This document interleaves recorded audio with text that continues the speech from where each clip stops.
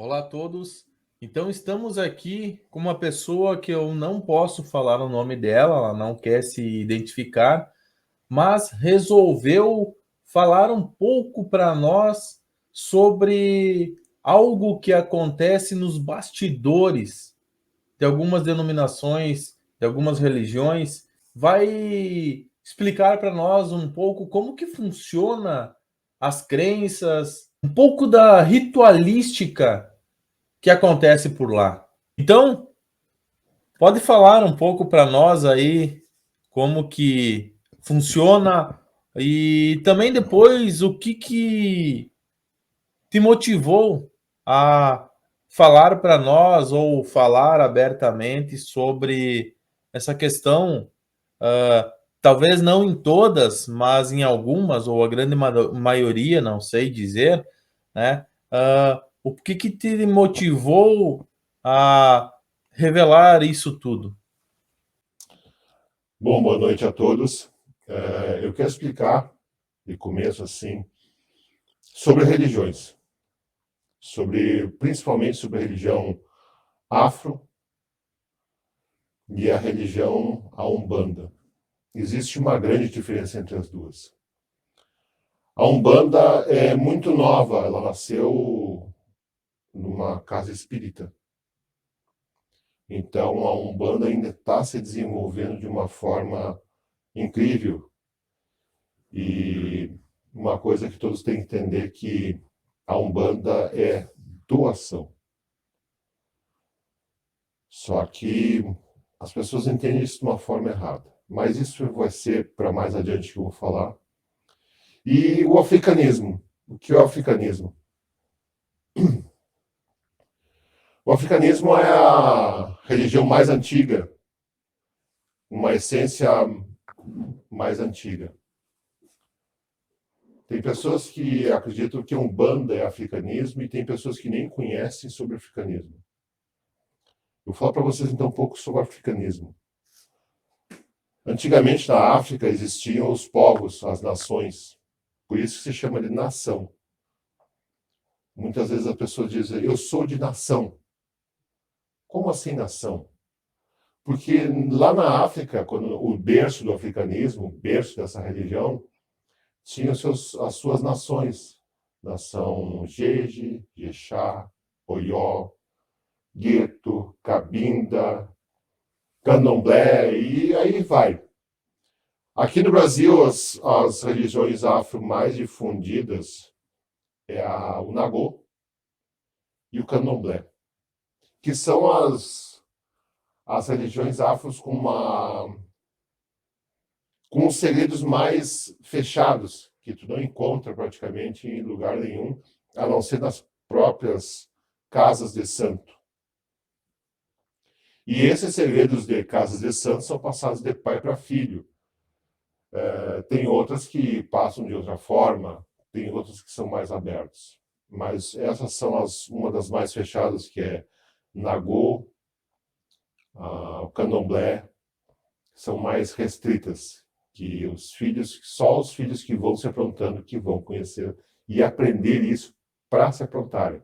E o aprontamento de uma casa de santo dessas não é um aprontamento da pessoa chegar lá, pagar e sair pronto. Isso é uma forma que usam até de ganhar dinheiro, que é uma vergonha para a religião.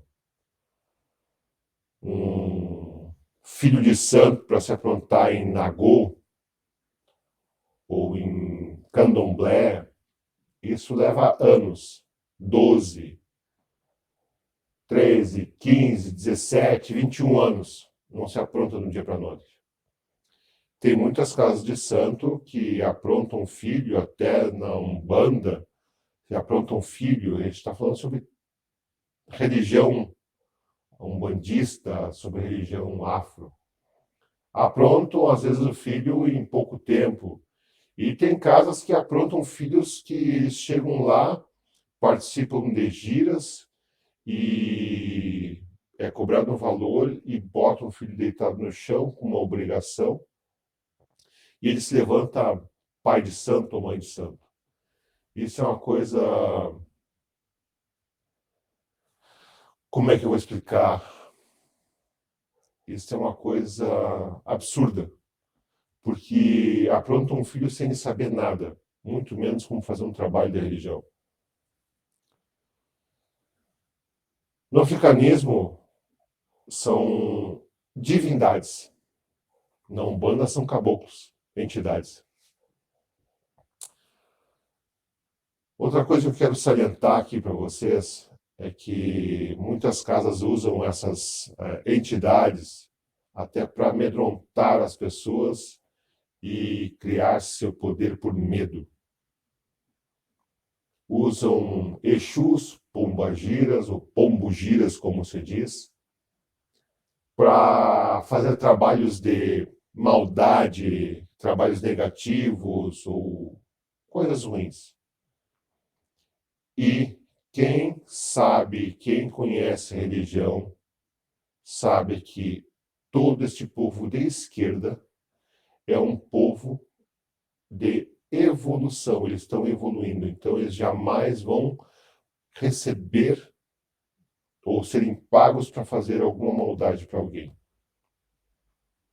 As pessoas usam uma energia, e vamos falar assim, eguns, quiumbas, que são as energias baixas, então, de recém-desencarnados, que são, no caso, pagos com marafa por as suas serem desencarnados por em pouco tempo, os seus desejos e apetites que ainda existem, a sua pós-desencarne, e usam isso, então, para afetar pessoas. Então, eu digo de uma forma muito firme, não existe nenhum Exu ou nenhum pombugira que vai ser pago para fazer mal para alguém. E quando usam este lado, esta ofensa à religião, são pessoas que se dizem poderosos. Vamos falar um pouco sobre o africanismo, as suas ritualísticas. O africanismo começa com 12 orixás, tem outros que têm 21, 36. E cada orixá, que é uma divindade, tem sua força, trabalha na sua linha. Xangô, justiça. Ogum, caminhos. Iemanjá é a dona do mar, trabalha, é a mãe das mães, dona de todas as águas. Oxalá, Oxalaguiã, Obá, Oxóssi, Odeotim. Então, cada um tem sua linha. Oxóssi, Odeotim é das matas, cura. Na questão também da produção, da agricultura, dos chás, das ervas. Oxum, da doçura. Yansan, a senhora da guerra, a senhora da aliança, a senhora dona do ouro. Muitos acham que em casa e descasa é Oxum, se fazem adoçamentos com Oxum para juntar casais. Mas a ritualística mais correta para uma união, um casamento, alguma coisa, se for fazer, por merecimento, que tem que ser consultado búzios, cartas, principalmente na nação, se usa búzios. Não tem outra coisa para se fazer leitura a não ser búzios na nação. Então, tem que ter uma permissão deste oráculo fabuloso, que às vezes as pessoas criam e nem sabem o que estão lendo, criam fantasias ou histórias mirabolantes para poder envolver pessoas. Mas quando existe uma leitura sábia, correta, vai sempre ter a certeza quando se faz um trabalho, uma oferenda. Só que as pessoas agora, na atualidade, querem mais poder. Mas continuando, Exu na nação, ele é um orixá. Chapanã, Omolu, são orixás, que em outras linhas e Umbanda já dizem que é esquerda. para vocês terem uma noção.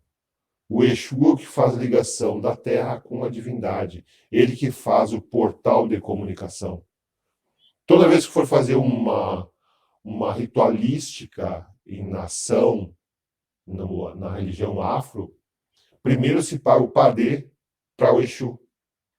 Senão não existe a ligação. Senão não existe ligação com a divindade. Não adianta fazer uma oferenda, um corte, alguma coisa para Oxalá, Oxalá Guiã, Oxalá Lufã.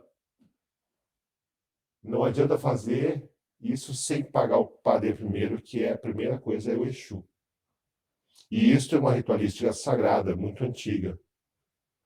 A religião afro, a ritualística, ela tem que ser exata. Ela não pode ter mistura, ela não pode ter criação. A Umbanda, tu pode mudar isso, ou pode mudar aquilo, ou pode botar um charuto aqui, ou pode botar uma farofa tal. No africanismo não existe isso.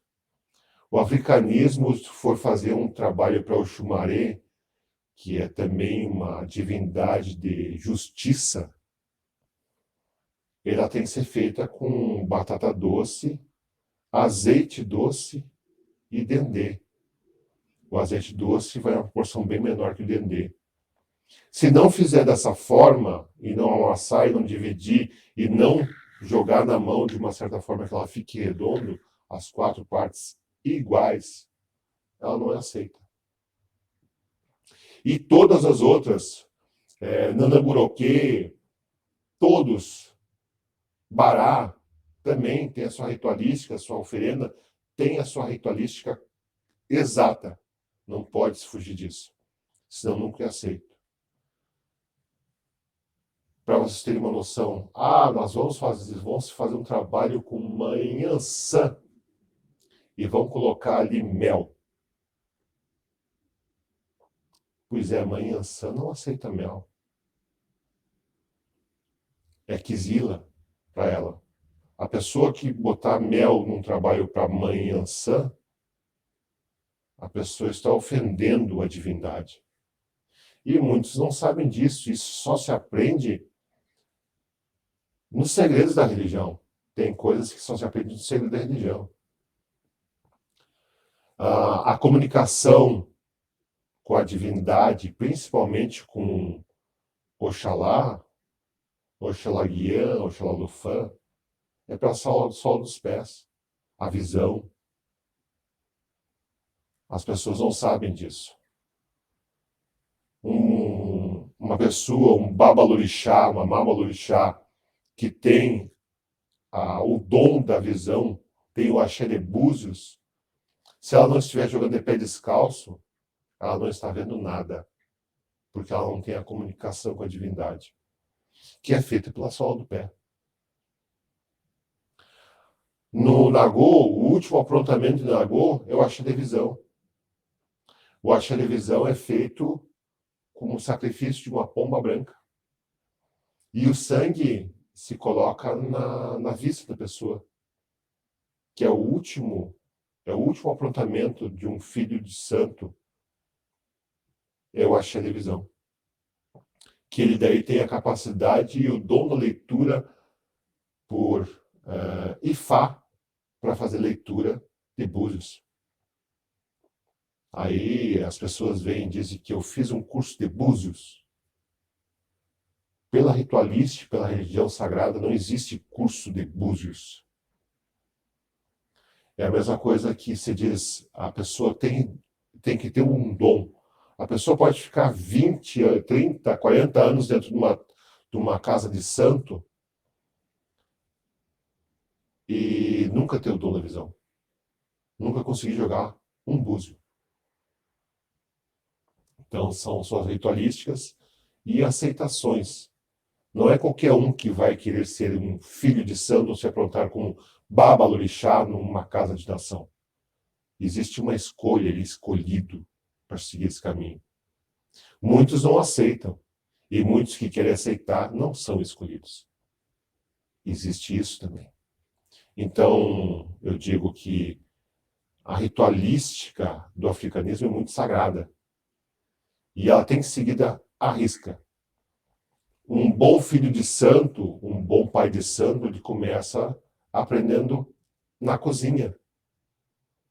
Começa aprendendo a fazer os pratos dos orixás. Porque se ele não for da forma correta, não é aceito.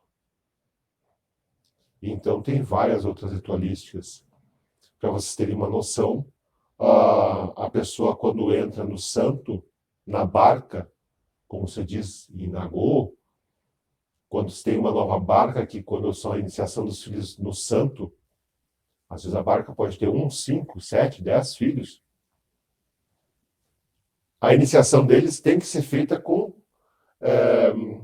burido de ervas. Não pode ser feito de outra forma. Tem que ser com burido de ervas. Cada santo tem a sua erva. E o burido de ervas é feito com a erva do santo e a erva de Oxalá. E tem casas de santo que usam a erva do santo, do filho, a erva do Oxalá, de Oxalá, e a erva do pai da casa, do santo do pai da casa, para a firmeza do filho. Mas aí faz a ligação do filho com o pai de santo. Tem muitos que botam só um tipo de erva. Outra coisa que tem que ser dita é que a erva para burido para maci, que se bota no camutuê ou no ori, que é no topo da cabeça da pessoa, não são as mesmas ervas que são feitas no banho. São ervas diferentes. A ritualística é diferente. A forma de maceração dela é diferente. Tem umas que tem que ser piladas, tem que bater no pilão elas, as ervas, para se formar o amaci. Tem outras que é amacerado com as mãos. E tem outras que ficam somente na água. O filho, depois de fazer o burido e fazer a deitada, a primeira deitada, ele tem que ficar com a cabeça coberta e protegida. Não pode pegar sol, não pode pegar chuva, não pode ter incômodos, não pode ter estresse. Porque isso tudo afeta na sua nascimento, ou criação, ou burido, ou como queira chamar, no seu ori, na sua camutuê, na sua cabeça. Qualquer interferência externa prejudica e se perde o que se é feito. Muitas vezes eu uso para acalmar também a pessoa, mas muitas vezes eu uso para controlar uma pessoa. Incrível, né? Como é que uma erva pode controlar uma pessoa? Sim, pode desequilibrar, sim.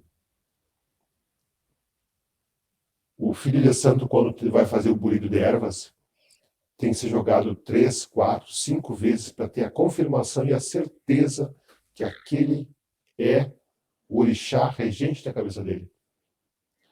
Se não fizer isso, colocar a erva errada do orixá na cabeça da pessoa, a pessoa perde o rumo, a pessoa não se acha mais. Se colocar depois de... Sempre tem que fazer a confirmação todos os anos se o orixá já está pedindo sangue, que é a menga na cabeça, que começa com uma ave. E a ave, para cada orixá, tem a sua cor, tem a sua forma. Não pode usar um galo na cabeça de uma filha de Oxum ou de Obá. Tem que ser uma galinha.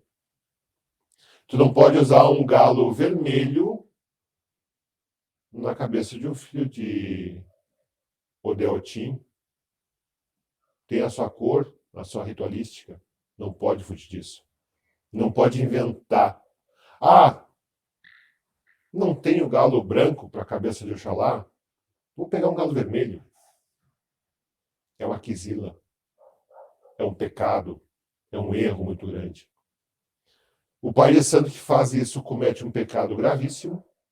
E o filho de santo que não tem um conhecimento disso, porque o pai de santo diz que pode, que não pode mesmo, que está inventando, acaba entregando a cabeça para uma pessoa que não tem um controle nem um conhecimento.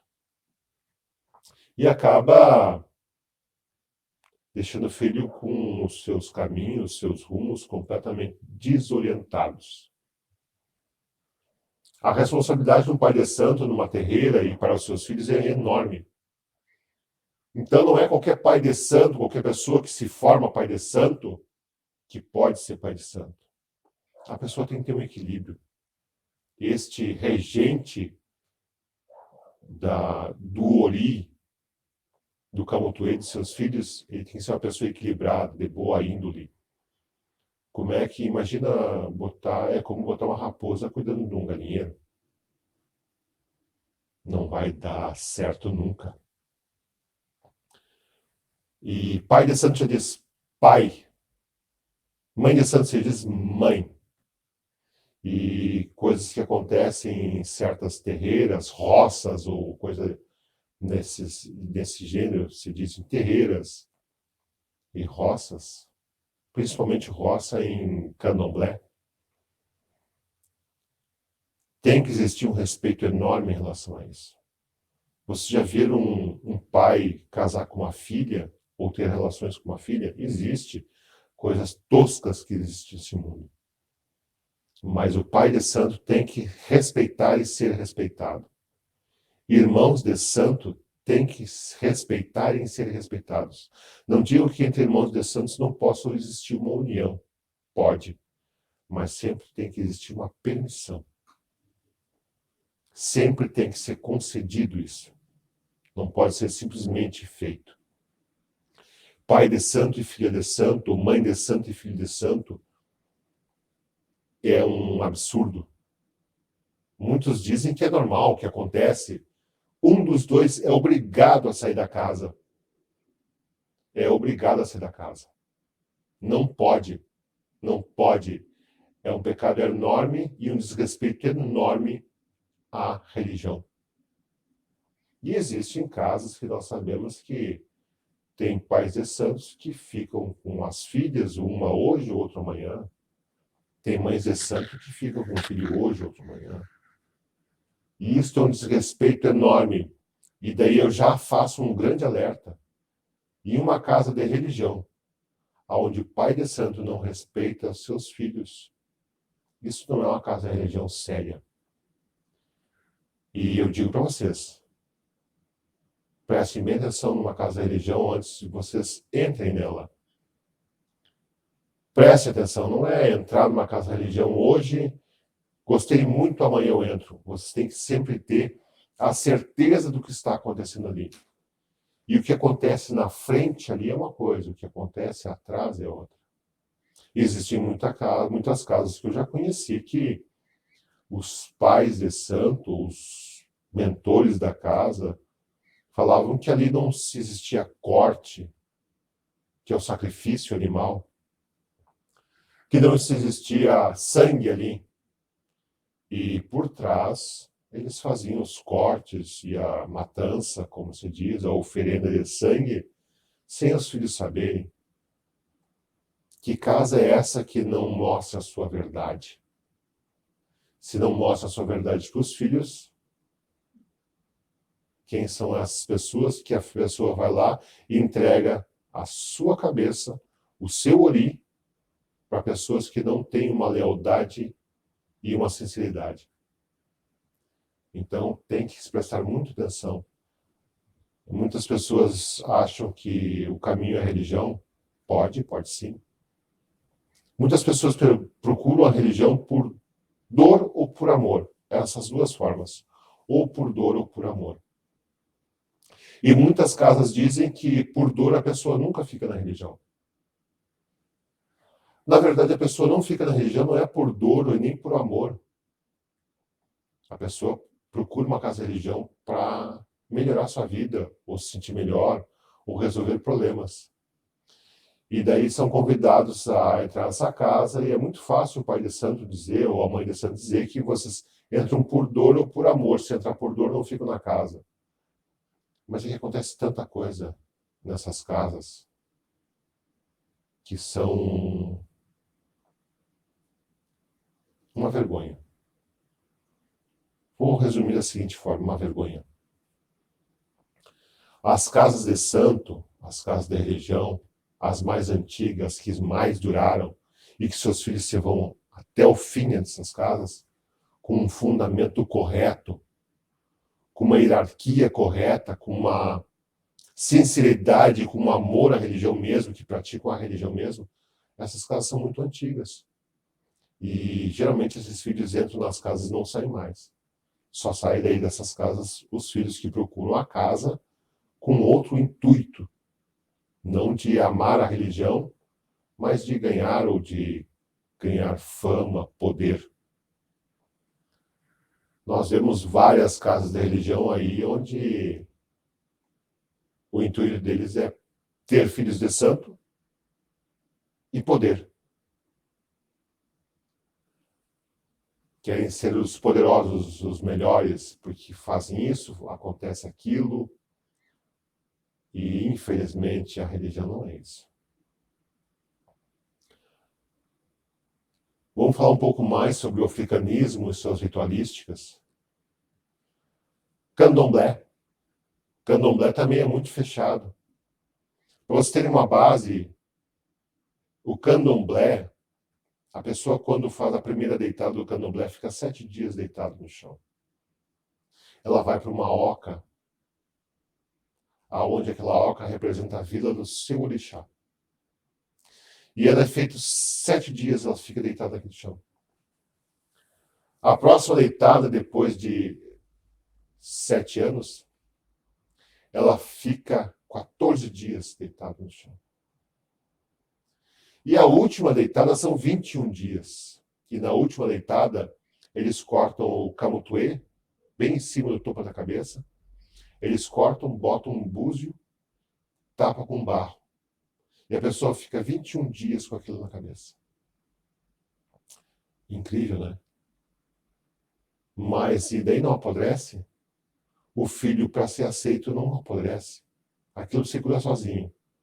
O filho, quando não é aceito pela religião, sim, cria ferida. Pode criar até bicho.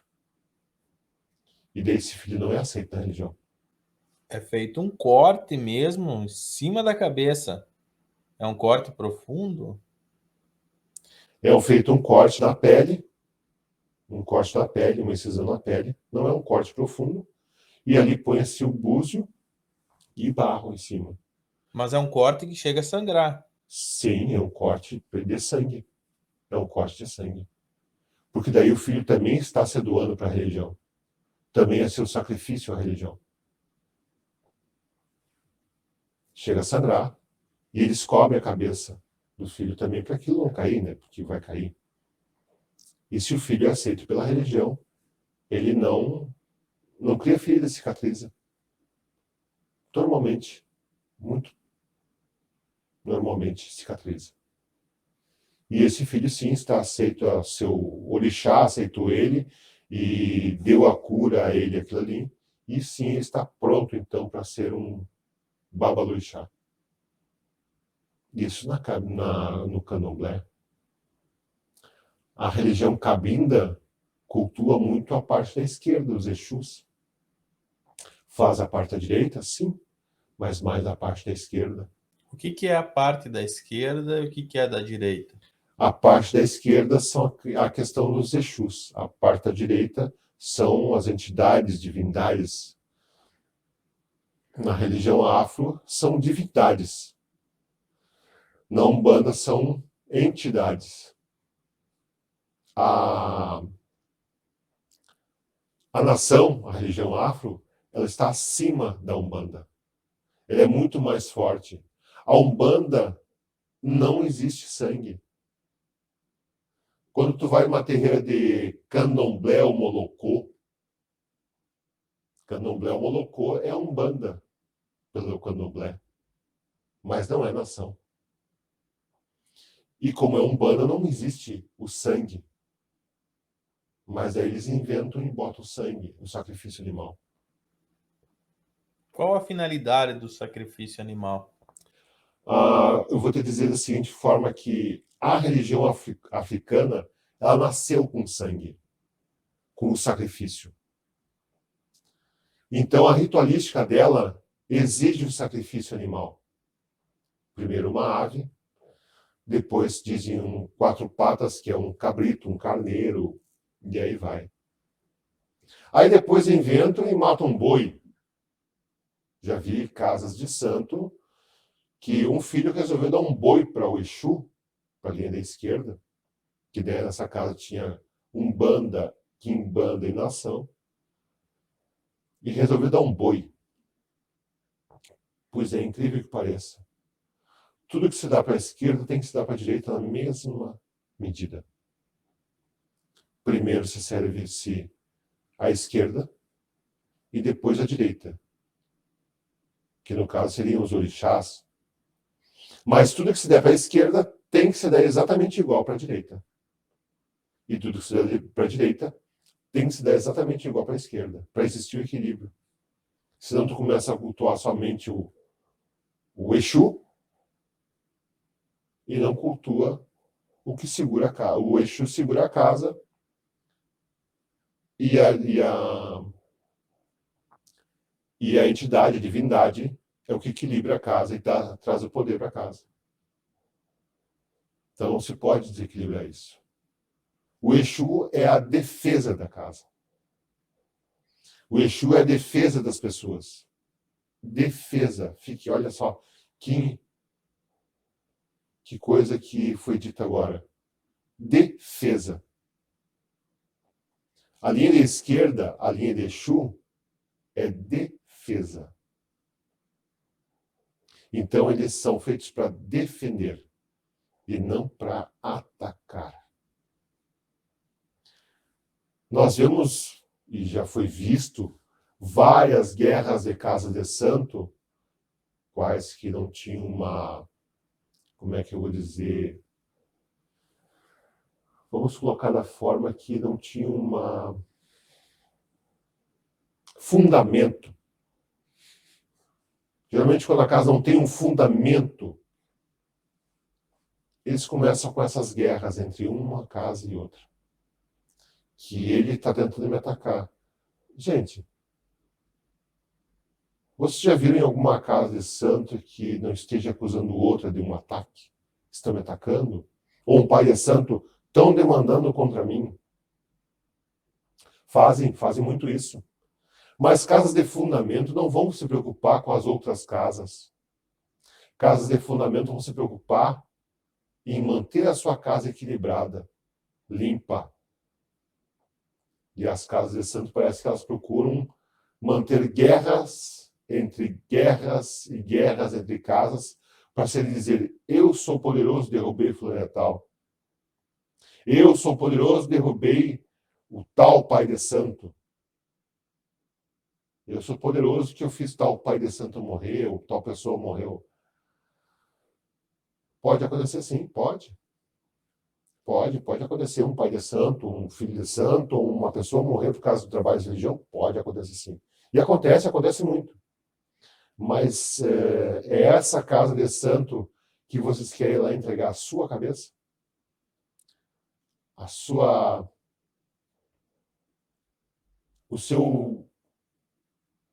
O controle da sua cabeça, da sua mente, a sua energia? Porque na casa você usa a energia da pessoa, do filho de santo. Ou vocês não sabiam disso? Numa casa de santo, se o pai de santo souber trabalhar da seguinte forma, ele coloca os filhos como defesa e escudo até chegar nele qualquer energia. Vocês sabiam disso? Já aconteceu de casa de santo colocar os filhos na frente para receber todo o choque, todos os trabalhos da religião e esses filhos andarem de arrasto. E o pai de santo dizer que a culpa é dos filhos ainda. E tem como fazer isso, sim. Tem como pegar a dívida de uma pessoa, uma dívida, vamos dizer, energética, uma dívida com as entidades, e transportar e transferir para outra pessoa. Pode-se fazer isso. Tem casos de santo que tem poucas filhas de Oxum, ou então a mãe da casa é filha de Oxum, e ela, para ter mais força, coloca mais pessoas, mais mulheres, como as filhas de Oxum, sendo que elas não são filhas de Oxum, para ela ter mais força. Ou fazem isso para ter mais equilíbrio na casa. E o que acontece com o filho de santo? Que é uma filha de Iemanjá com uma Oxum na cabeça. Ou então, melhor, se é uma filha de Oxum com uma Obá na cabeça, ou se é uma filha de Obá com uma Oxum na cabeça. Eu vou contar uma história rápida sobre a guerra de Mãe Oxum e Mãe Obá. Mãe Obá era apaixonada por rei Xangô. E Mãe Oxum também, apaixonada por rei Xangô. E como Mãe Oxum não queria perder Xangô para Mãe Obá, Oxum disse para Obá para ela servir a orelha dela. E a Obá cortou a sua orelha esquerda e serviu a Xangô. E Xangô, quando viu aquilo, entrou em fúria e botou todo mundo a correr. Por isso que no africanismo, Mãe Obá, ela dança com a espada na mão direita e com a mão na orelha esquerda, guerreando.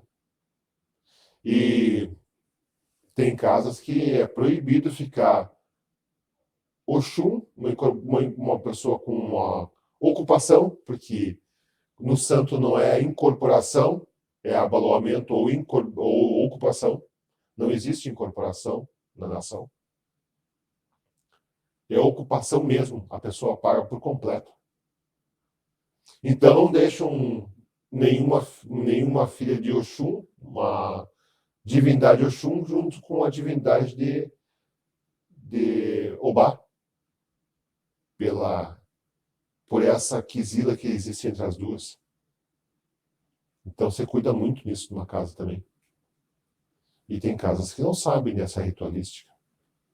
Tem casas que Mãe Obá e Mãe Oxum rodam juntas, giram juntas. Outra coisa que não se sabem, vamos cantar o ponto para Pai Xangô. No africanismo não é ponto, é reza. E a casa de santo, quando tem seu fundamento, as rezas são feitas em Yorubá. O toque do atabaque, que não é Ogã, é Alabê, que existe diferenças também, é diferente. Não pode ser igual. Cada divindade tem sua reza e tem sua sequência. Começa primeiro sempre com Bará, depois as outras e termina em Oxalá. E são coisas que ninguém sabe, porque são segredos. São segredos que são passados de pai para filho. Mas voltando um pouco mais sobre as nossas incríveis terreiras, roças e mais que existe aí. Um batuque, que quando se toca para orixá, é um batuque, não é uma gira. Principalmente Nagô, é um batuque de Nagô. E um batuque de Nagô, para sair um batuque de Nagô, existe uma ritualística que tem que ser servido dos orixás, de Bará a Oxalá. Sempre. Sempre tem que ser servido de Bará a Oxalá. Qualquer batuque que for feito para orixá, tem que ser servido todos os orixás, de Bará a Oxalá. Não pode ficar nenhum de fora. E tem casas que brincam com isso. Infelizmente, existem muitas casas que brincam com isso, brincam com a cabeça dos filhos de santo, brincam com uma verdade, criam uma verdade para iludir filhos para casa. Tem muitas casas que só querem poder. Deixar a essência da religião, que é o ajudar, que é o guiar, mostrar verdade, deixaram estelado para ser poderosos, controladores. Tem casas que preferem ter no máximo filhos de santos, 20, 30, 40, 100, porque daí é poder. Ah, porque ele é poderoso, tem 100 filhos de santo. E se eu contar para vocês que às vezes uma casa de chão batido, com 5 filhos de santo, é muito mais poderosa do que uma casa com 100 filhos de santo. Porque naquela casa de chão batido, ela tem a verdade, tem o fundamento. Do que casas com pisos maravilhosos e mármores, isso e aquilo. Incrível, né? Posso fazer umas perguntas? Pode. Não vai me acontecer nada. Não. Tu falou, comentou ali que seja esquerda, direita, enfim, tudo isso é pro bem, tudo tá aí para ajudar, assim como toda e qualquer religião tá aí para ajudar a fazer o bem. Mas tu falou em cortes de sangue e um querer destruir o outro.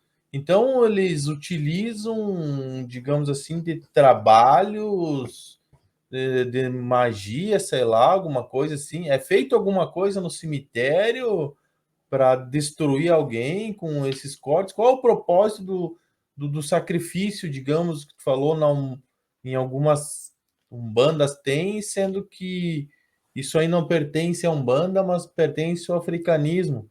Porque isso aí me faz lembrar o Antigo Testamento, que no Antigo Testamento era comum sacrifícios de animais para perdão de pecados, né? Sim, existe a questão de cortes e trabalhos em cemitérios e calungas. E se eu te contar que a maior calunga que existe no mundo é o mar, não é só o cemitério.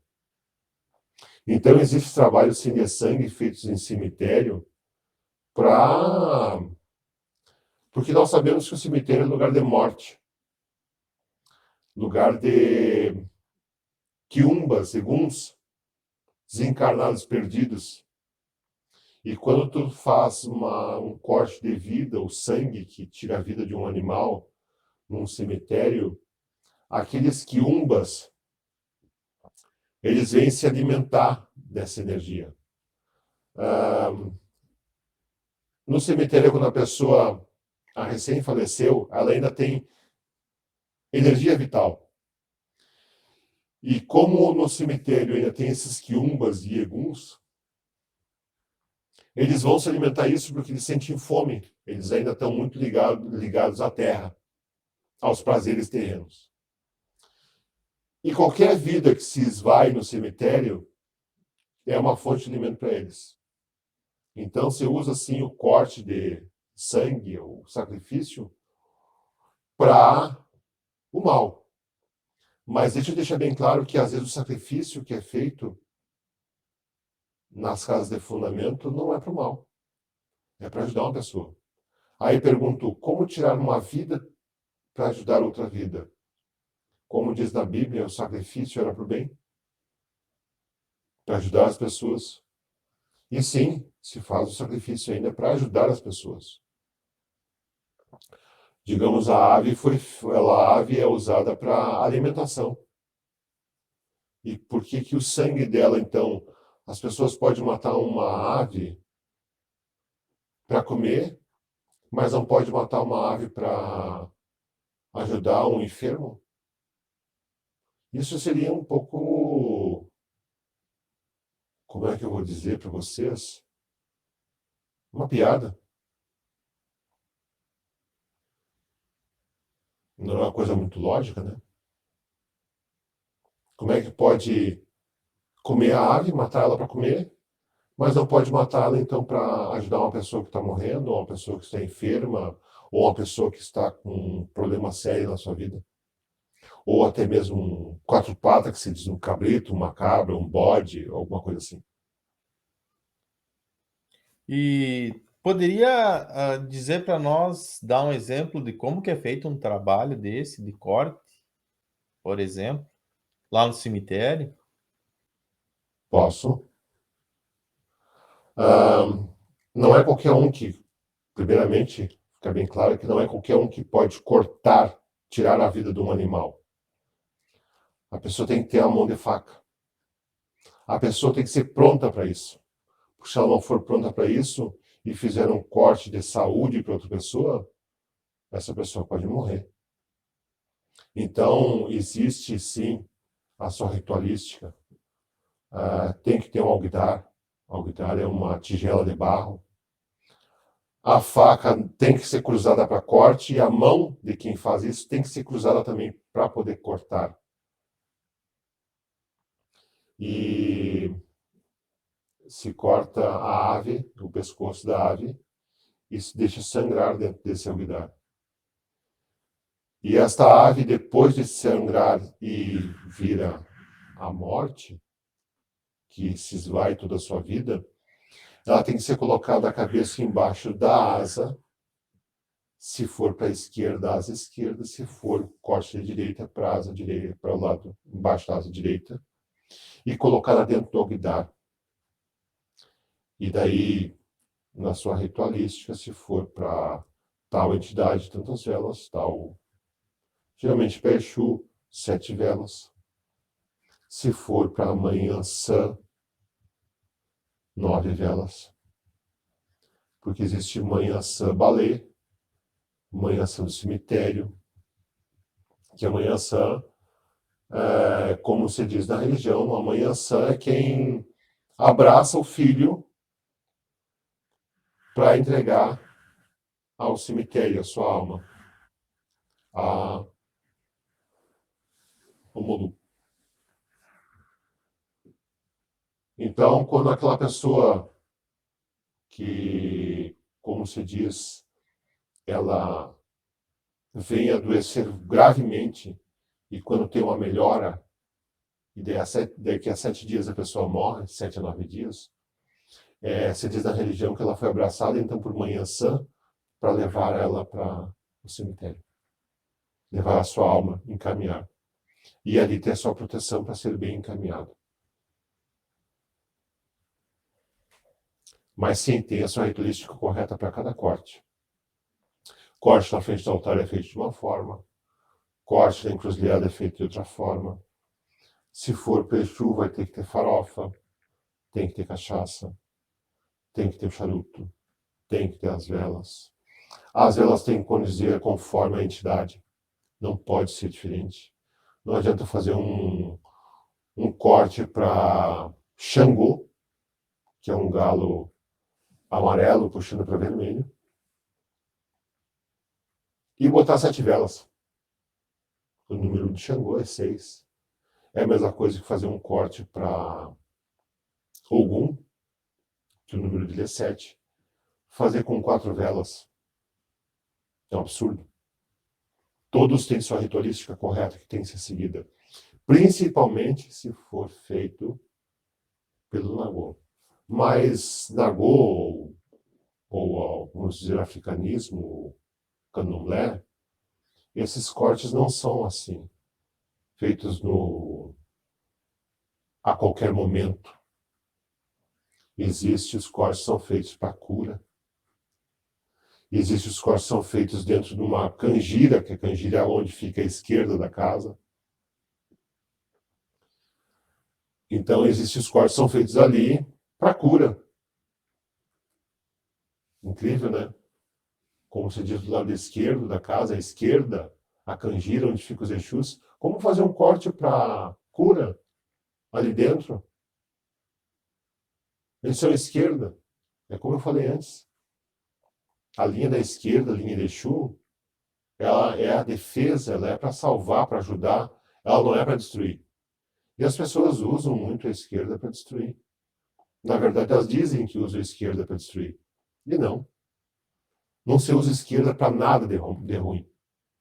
As pessoas vão lá e dizem que a esquerda é ruim por completa ignorância. Completa ignorância. A esquerda é feita para proteção e para ajudar. Aí estão que fazem, eles trabalham com eguns.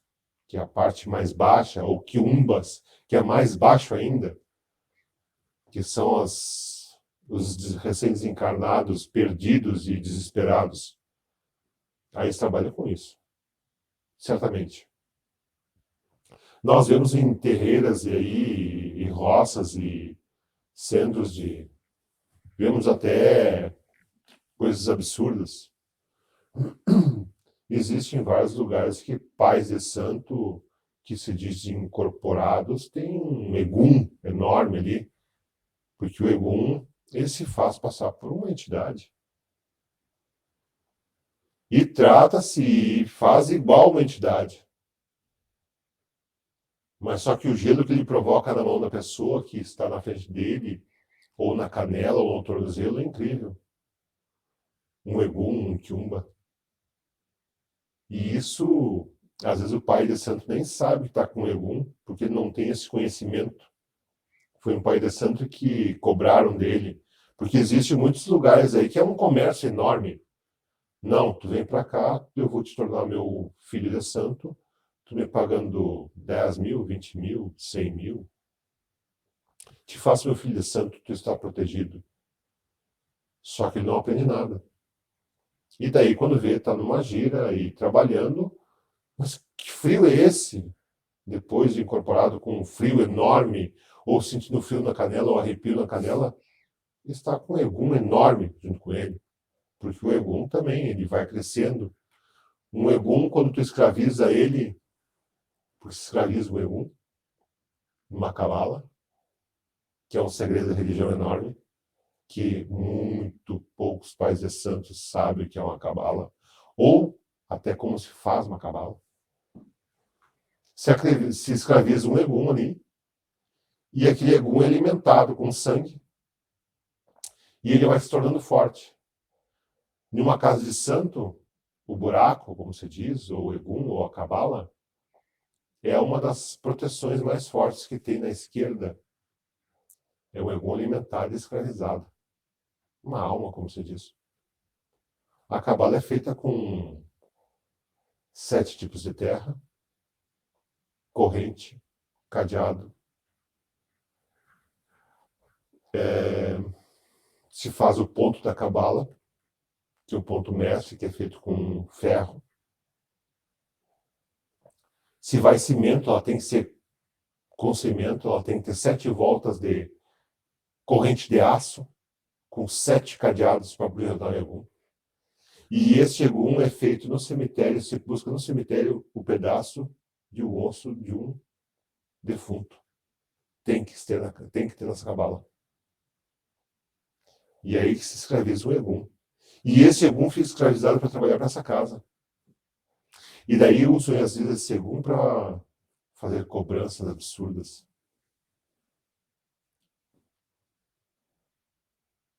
São segredos trancados a 7 chaves em religião. E eu te digo que tem muita casa de santo, muitos terreiros de umbanda, que não tem nem noção como é que se faz uma cabala. E depois que escutarem o que eu vou fazer, vão tentar descobrir como se faz uma cabala e ainda vão fazer errado. E quando uma casa faz uma cabala errada, este egum, em vez de ser aprisionado, ele começa a aprisionar o pai de santo. Porque ele começa a tirar a energia do pai de santo. E muitos pais de santos já se faleceram, já vieram a convalescer e até definhar até a morte por não saber fazer a cabala corretamente.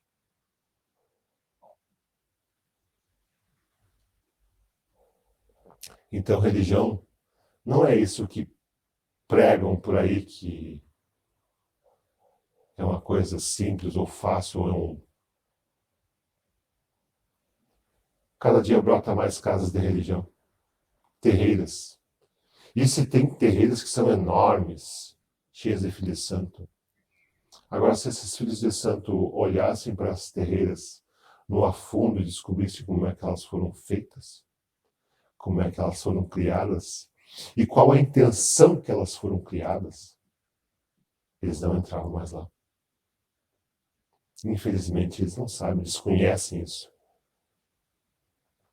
Tem terreiras que, olha só, o desrespeito. Tem terreiras que separam filhos para casar com outros. Tem terreiras de santo que entra-se o casal lá, 1, 2, 3, 4 meses. O pai de santo consegue fazer os filhos separarem, porque tal filho de santo gostou daquele filho de santo que entrou na casa lá que estava casado, e o pai de santo tem uma afinidade com essa mulher, ou até uma dívida, né? Sabe lá o que eles fizeram? Sabe, a gente sabe. Mas como o pai de santo não quer ver livre desta filha, para não ter mais incômodos, ele faz esse casamento. Separa os outros para poder casar. Algumas dívidas imorais, de repente, né? Tem casas que jogam as filhas para os filhos como se elas fossem, desculpa a palavra, prostitutas. Tem casas de santo, e já vou dizer assim para vocês que entidade, divindade, eles têm respeito. Eles não falam palavrão. Existem casas de santo onde já foi visto e dito palavras que eu não quero até nem repetir aqui, porque eu acho um desaforo botar num canal isso, mas palavras de baixo nível. E então eu digo assim, Exu, Pombogira, eles respeitam, eles têm respeito. Eles não chamam fulano ou beltrano disso, ou daquele nome, ou daquele outro nome, palavras vulgares, isso e aquilo. Eles têm que respeitar, eles têm a obrigação de respeitar. E quando não existe respeito, ou é um egum, ou é um quiumba, ou é somente uma mulher bêbada, um homem bêbado ali, falando bobagens. Cuide e preste bem atenção. Casas de religião, com fundamento, tem respostas. E muitas vezes tem respostas para as perguntas que não são feitas. Então, quando começa a se perguntar muito numa casa de santo, de religião, e suposta pessoa incorporada não tem respostas e começa a botar a culpa em ti mesmo, pensa bem se você está no lugar correto. Nós estávamos falando em off e você me falou das incorporações, que existe teste de provas, né, que está mesmo incorporado, que a pessoa se, tipo, se bate, enfim. Fala um pouco mais sobre isso. Sim, existia antigamente, porque antigamente as incorporações, elas não se admitia meia incorporação, era sempre incorporação total. E existia a prova de fogo. A prova de fogo, ou se botava pólvora na mão e acendia, e a mão não queima. Já passei por prova de fogo. A mão não queima. Pode botar pólvora na palma da mão e acender. A pólvora ela não queima. A mão não queima ou a pólvora não acende? A mão não queima. A pólvora queima toda, a mão não Completamente. acende. A pólvora praticamente estoura na mão e a mão não queima. Mas daí agora foi proibido isso aí. Então, existe vários níveis de incorporação. E sim, é válido, sim. Mas só é válido quando o médium está ali com uma real intenção de ajuda e não com uma intenção de ganho. E geralmente nesses lugares aí, eles têm intenção de ganho. Um médium pode fazer uma previsão com meia incorporação ou só entidade encostada nele, e ele pode fazer uma previsão ou encaminhamento de uma pessoa. Quando ele tem a intenção real de ajuda. Mas geralmente os médiuns que trabalham, eles têm uma intenção real de ganho. Então eles inventam. Até no oráculo, nos búzios, nas cartas, já vi pessoas que chegaram em desespero, dizendo que foi falado que o marido ia se acidentar e morrer. E desesperadas, pessoas chegaram desesperadas porque outras pessoas jogaram cartas, o oráculo, para simplesmente arrancar dinheiro, dizer que tem que fazer um trabalho, senão a pessoa ia morrer. E fazer a consulta e ver, não vai, ninguém vai morrer, não vai existir acidente. Mas a fulana me cobrou 5 mil reais, ou 10 mil reais, ou 3 mil reais, para fazer um trabalho para o meu marido, minha esposa não morrer. E isso acontece. E muito, muito. Já aconteceu de casas de filhos de santos serem proibidos de trabalhar porque a entidade dele simplesmente fazia o trabalho de doação, caridade, dava o passe, fazia a reza em cima de uma vela ou com uma arruda. E esse filho não era mais interessante para casa porque ele não trazia trabalhos para casa. E isso é uma casa que até bem renomada. O que é trazer trabalhos para casa? O trazer trabalhos para casa é quando existe a questão do dia da caridade. E daí a assistência, que são as pessoas que vão ali para assistir e pedir um passe, uma ajuda. Então as pessoas, quando chegam na frente da pessoa, do médium incorporado, e esse médium incorporado faz a sua caridade.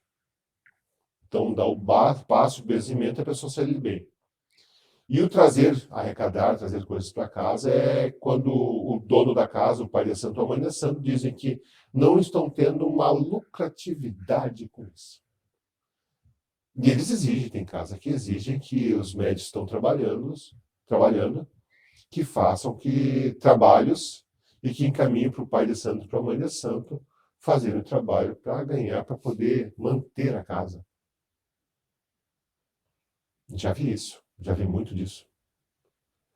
E as entidades passaram um trabalho muito simples, que é simplesmente uma oferenda com pipoca, ou oferenda com rapadura, que para preto velho se vai muita rapadura, feijão mexido.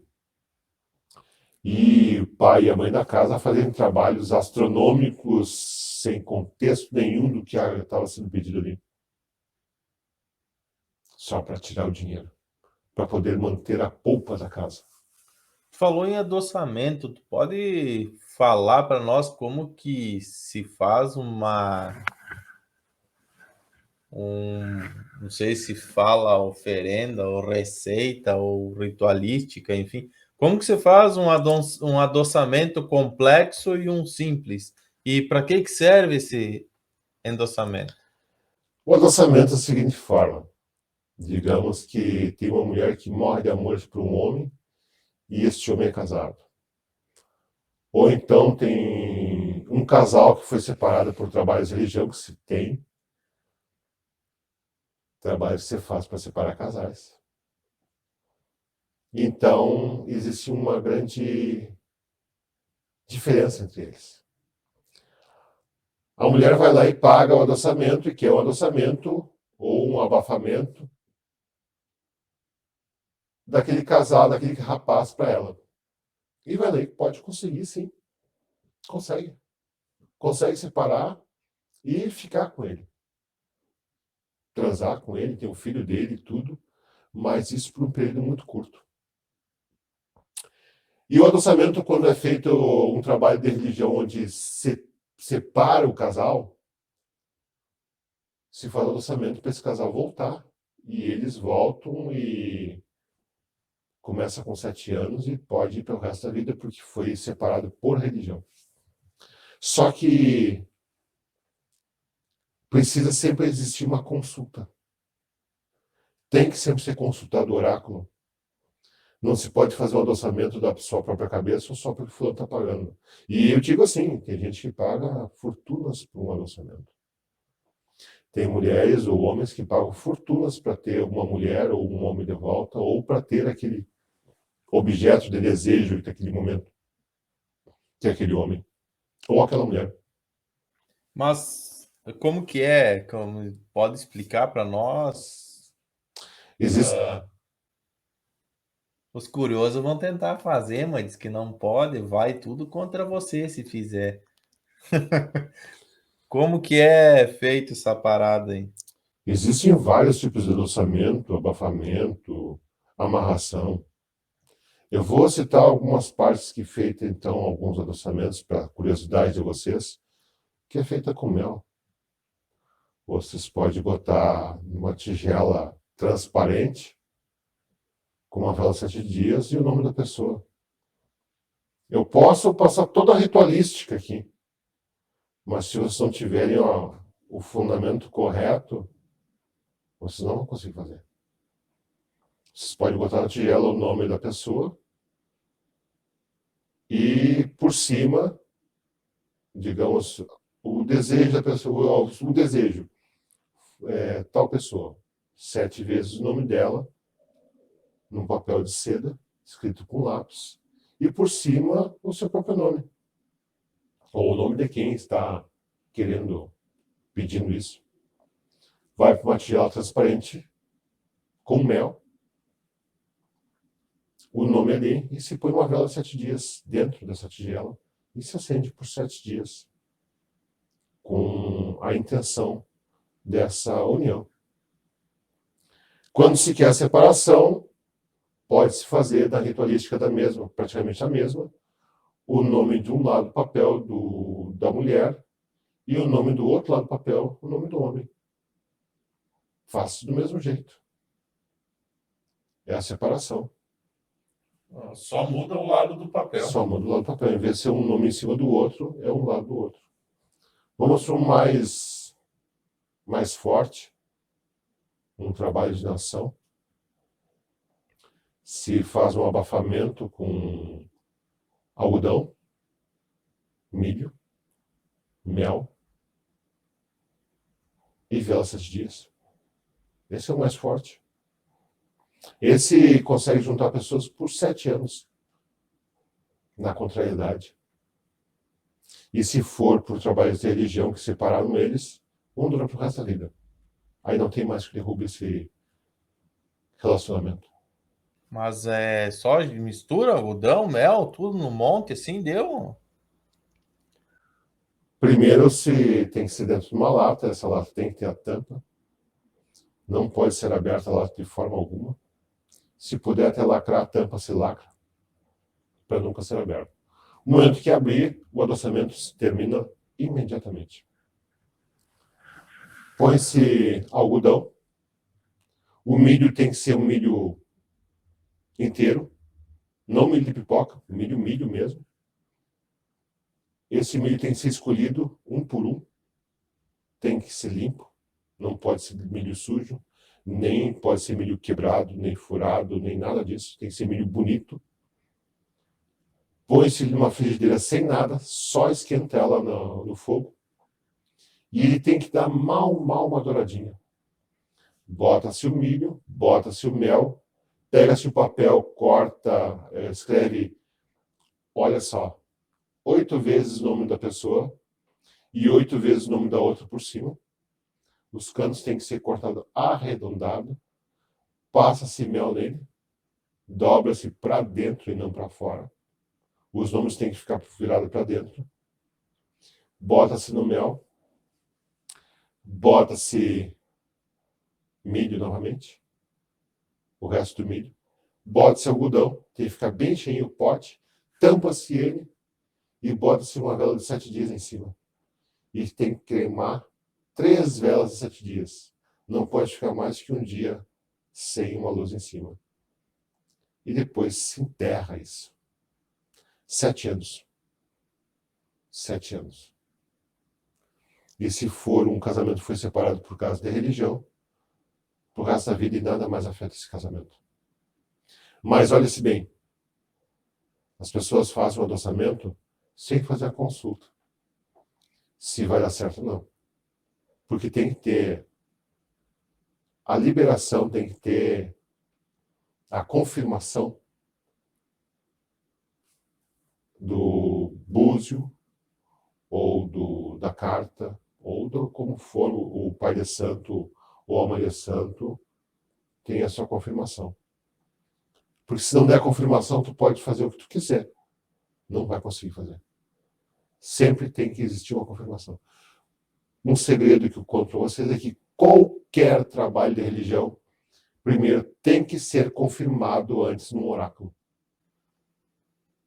Mas existe a possibilidade de existir uma confirmação? Se eu vou fazer uma coisa, uma pessoa não me quer, eu só vou fazer esse troço aí porque eu quero que a pessoa me quer. Ou seja, a pessoa não me quer, de jeito nenhum. E eu vou fazer isso, como que vai ter uma confirmação? Nunca vai ter uma confirmação, então. Tu disse por causa do livre-arbítrio? É. Mas e se o orçamento, sim, tem a questão do livre-arbítrio, mas se o orçamento conseguir modificar a tua decisão. Porque o orçamento não é força, é fazer com que ela mude a decisão dela.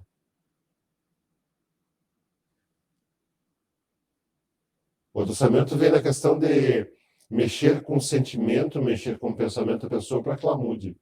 O orçamento que primeiro que eu falei do mel, que é com o anjo da guarda, a pessoa começa a mudar o pensamento sobre a outra. E começa a pensar naquela pessoa, do nada. E não tem um tal de adoçamento que se usa uma maçã? Há o adoçamento rápido, que seria para que se faz, essa aí é mais isso que dá certo. Se pega uma maçã, se eu tira com uma colher ali o miolo dela, põe-se mel, põe-se papel com 7 vezes o nome da pessoa e o nome da outra por cima, dobra-se, coloca aí, não precisa cortar os cantos arredondados, e acende uma vela de 7 dias vermelha. E depois se entrega essa maçã, porque ela começa a murchar. É um adoçamento rápido. Tem adoçamentos que se faz só com champanhe e uma rosa num trevo em Y, um cruzamento em Y, que é um adoçamento de pomba-gira. Então, adoçamentos, formas de manipular o pensamento da outra por outro, existem vários. Amarração. Amarração se faz com um par de alianças. Dá um exemplo de amarração aí que é feito. Uma amarração se pega 2 alianças novas, não precisa ser de ouro. Pega-se 9 metros de fita vermelha e se amarra aquelas alianças por completo. E nessa fita vermelha dessa amarração, vai ser o papel com o nome das pessoas e a sua intenção de amarração. E é feito para amanhã, para ter o casamento, a amarração. Acende-se velas vermelhas. É uma forma de amarração. Se tu quiser um trabalho também para enlouquecer uma pessoa, é muito simples. Põe o nome dela no congelador com a sua intenção. Se quiser que uma pessoa se dobre a ti, pega o nome dela, dobra-se o mais pequeno possível, quantas vezes for, e bota-se no calçado, no calcanhar, para a pessoa se dobrar a ti. E isso tudo tem que ter a permissão ali, a consulta. Muitas vezes não fazem. O congelador não se faz em consulta porque é um trabalho de maldade. Esse trabalho do calcanhar aí, muitas vezes quando o marido está muito agressivo em casa, ou a mulher muito agressiva, você faz isso também, para ele dar uma acalmada. Mas tu está usando uma energia, um fator que puxando mais para o lado ruim. Então, são coisas que se fazem. A pessoa, quando está com o nome no congelador, ela começa a enlouquecer, perde esse alimento. E até se descobrir isso aí. E como é que vai ter de nome de sogra no congelador? Daqui uns dias, o cara vai tirar um bife lá do congelador, tem 5 papel com o nome da sogra escrito. Pois é, existem vários trabalhos de religião. As pessoas, quando estão com um desequilíbrio emocional muito grande, se faz um trabalho com uma cabeça de cera, algodão, mel, vela branca, se faz com um oxalá, para o equilíbrio da cabeça da pessoa. E esse é um trabalho muito perigoso. Se a pessoa não souber fazer esse trabalho, e se a cabeça de cera tiver uma trincada, ou se bater, alguma coisa assim, não for feita da forma correta, a pessoa enlouquece completamente. O que é cabeça de cera? É uma cabeça, um formato de uma cabeça de uma pessoa oca com defeito de cera, uma casca de cera. E ela pode ter que ser preenchida com algodão, com pipoca, com mel e mais uma coisa, as coisas ali, para o trabalho dar certo. Se não fizer na ritualística correta, a pessoa enlouquece completamente. É a mesma coisa de um filho de Ogum. Um filho de Ogum que o pai de santo não jogou búzios e cortou um galo na cabeça do filho de Ogum. O filho de Ogum não enlouquece, parte para a briga com todo mundo, vira guerra. O que é cortar o galo, a galinha na cabeça? É de fato Sim, pegar o bicho e cortar para sair, para sangrar na cabeça?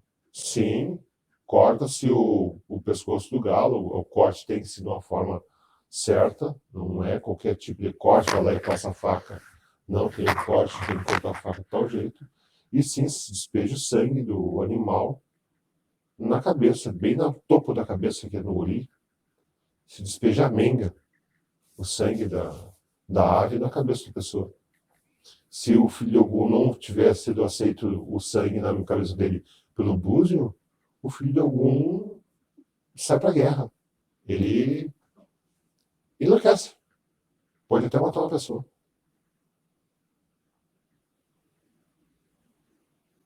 Interessante.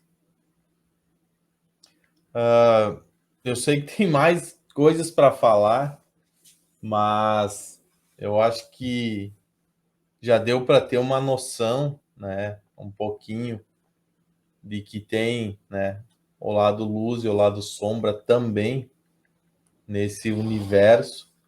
E até há poucos dias eu entrevistei uma moça uma mulher que o trabalho dela é desfazer, digamos assim, trabalhos, né, que fizeram pro mal, como endossamento, amarração. Diz ela que ela consegue, né, através de cartas ou através de consultas energéticas e até de entidades, ela consegue enxergar esses trabalhos, mesmo os trabalhos feitos lá no Cruzeiro do Sul, no cemitério, ela consegue desmanchar, cortar o efeito disso. Na tua opinião, que tu conhece, enfim, todo esse lado, é possível isso mesmo que ela falou? Sim, sim. Uma pessoa, quando tem o seu axé de visão, o axé de carta, muito forte, ela tem a condição de ver tudo isso. E olha só, uma coisa que eu esqueci de comentar, para te saber o antídoto, tu tem que saber veneno. Então, para te saber desmanchar trabalhos feitiços de religião, ela, no caso, eu não sei como é que é a situação dela, mas ela tem sim, se vê muito bem até na forma que ela olhou, que ela tem a visão sim, ela consegue ver até o trabalho que foi feito. Mas digo que geralmente as pessoas, geralmente na nação, a pessoa aprende como se faz o mal para saber o antídoto, saber como fazer desmanchar. Não para que ela tenha que fazer o mal, não que faça o mal, mas tem que aprender o veneno para saber a cura. Mais um detalhe. Nós falamos em off e tu pediu para mim não tocar nesse assunto. Mas a tentada é livre. O que é o bater do pilão? Bater do pilão, quando é feito para a direita, é pedido de justiça, que é uma ferramenta de Xangô. E quando feito pela esquerda, é a cobrança da justiça. Aí tem muitas pessoas que, só que existe uma ritualística que eu não adianta, não vou explicar para vocês como é que é. Existe o preparo do pilão para fazer isso, que é com ervas. Tem as ervas certas para fazer isso, tanto para a direita quanto para a esquerda. Você cruza esse pilão e se faz. Aí tem muitas pessoas que usam a batida de pilão para cobrança de justiça e logo vindo para a esquerda para execução.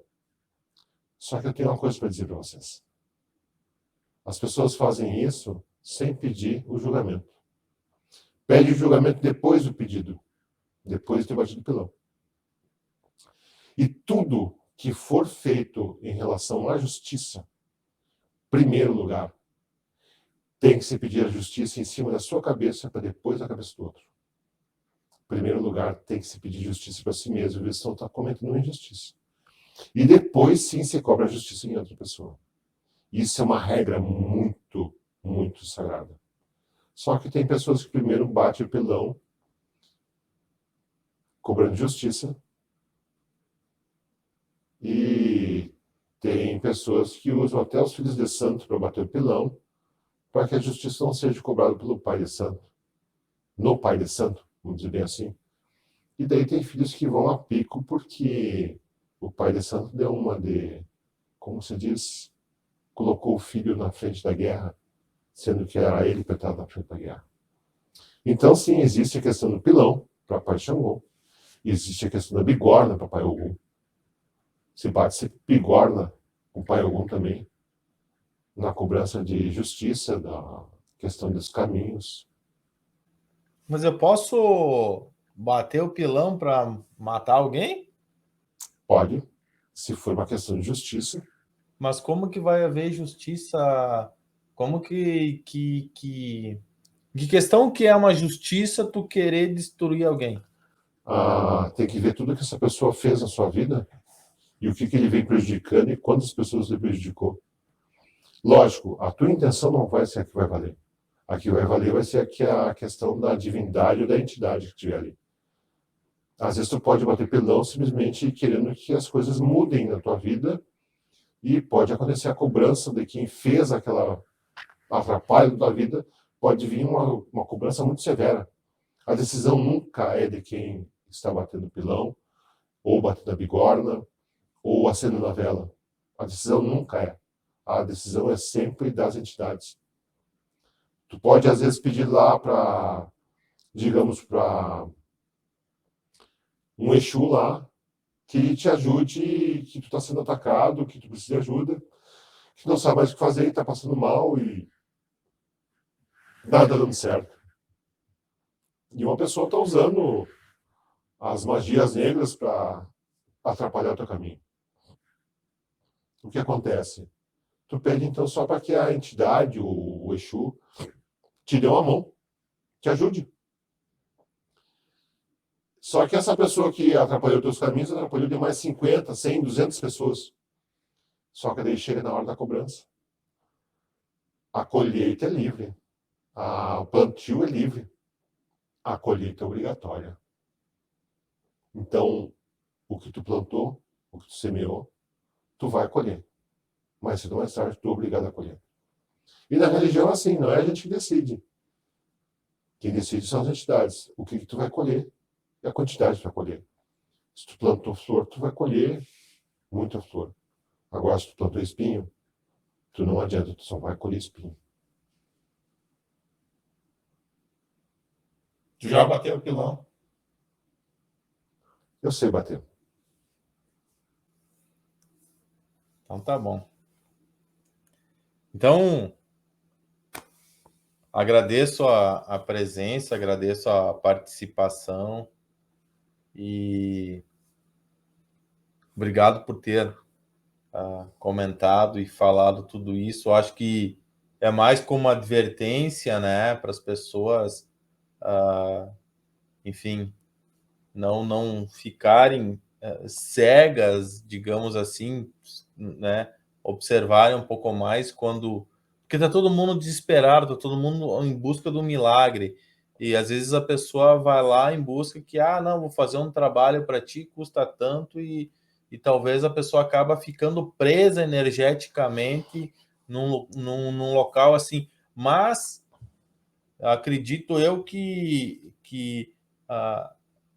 essas religiões em si, elas são, né, a grande maioria, quase que a maioria é para o bem, né, é para promover o bem-estar, é para uma ajuda, só que como acontece em qualquer outra profissão, né, tem o padeiro bom e o padeiro ruim, tem o padre bom e o padre ruim, tem o hipnólogo bom e o hipnólogo ruim, tem lá o pai de santo que é do bem e o pai de santo que faz alguma coisa que não é bem vista também, né? Ou faz sem a pessoa saber.